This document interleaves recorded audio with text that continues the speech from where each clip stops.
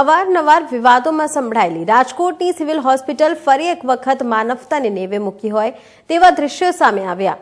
આમ તો સિવિલ હોસ્પિટલને ગરીબીની હોસ્પિટલ કહેવામાં આવે છે, પણ આજ સિવિલ હોસ્પિટલમાં શિયાળાની કડકડાતી ઠંડમાં નિર્વસ્ત્ર એક દર્દીને હોસ્પિટલના રસોડા પાસે મૂકી દેવામાં આવ્યો હતો। આ તકે સમગ્ર મામલે વિડીયો વાયરલ થયા। રાજકોટ પીડીઓ સિવિલ હોસ્પિટલના ઇન્ચાર્જ અધિક્ષક દ્વારા મીડિયા સમક્ષ ખુલાસો આપવામાં આવ્યો હતો કે આ દર્દીને એમએલસી કેસ હેઠળ દાખલ કરવામાં આવ્યા હતા અને સારવાર પછી તે ક્યાંક ચાલ્યા ગયા હોવાની નોંધ પણ કરવામાં આવી હતી। ત્યારે શું આવા અશક્ત દર્દી ઊભા પણ નથી થઈ શકતો, તે ક્યાં ચાલીને જઈ શકે?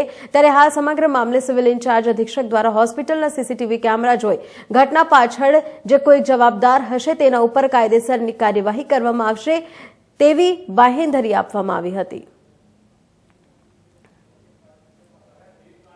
તો આપણે જણાવી દઈએ કે રાજકોટની સિવિલ હોસ્પિટલના બનાવ સામે આવ્યા છે, જ્યાં એક દર્દીને રસોડાની પાસે જોવા મળ્યા હતા।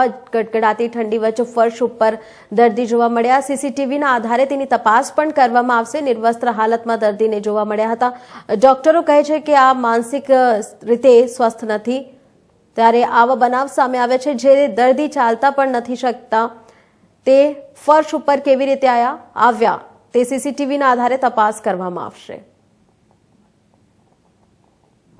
સર્જરી વિભાગમાં ત્યાં સારવાર લઈ રહ્યો તો શું આખી ઘટના છે, હાલ હોસ્પિટલ દ્વારા કયા પ્રકારની કાર્યવાહી?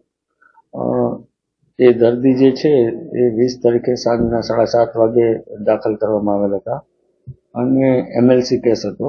હવે 11 વાગે કોઈ કારણસર મારી માહિતી અનુસાર એમને એબ્સ્કોન્ડેડ થયેલા હતા વોર્ડમાંથી અને પછી બીજી જગ્યાએથી મળી આવેલ અને પાછી હેલ્પ ડેસ્કના કર્મચારીએ પાછા એમને વોર્ડમાં જ દાખલ કરવામાં આવેલ હતા।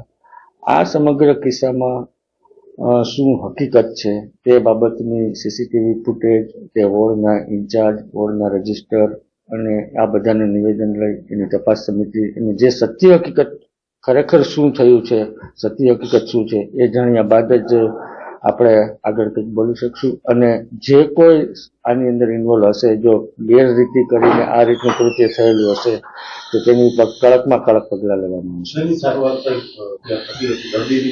મારામારીનો કેસ હતો અને એમએલસી હતું અને મોટાભાગના ઈજાઓ અને શરીર ઉપરથી ઓપન વુન્ડ ના હતું એવું કહેવામાં આવે છે કે દર્દી ચાલી શકે તેવી પરિસ્થિતિમાં, એટલે એ જોઈ હું સમગ્ર તપાસ, સંપૂર્ણ તપાસ કરી અને ત્યારબાદ એના ઉપર વધારે પ્રકાશ પાડે છે। કેટલા દિવસની અંદર આખો રિપોર્ટ આવી જશે? આજે તો બધાના સીસીટીવી ફૂટેજ હમણાં મારા ટેબલ ઉપર આવી જશે અને પછી તપાસ સમિતિ 1 અઠવાડિયાની અંદર કમ્પ્લીટ આનું જે કંઈ હશે એમાં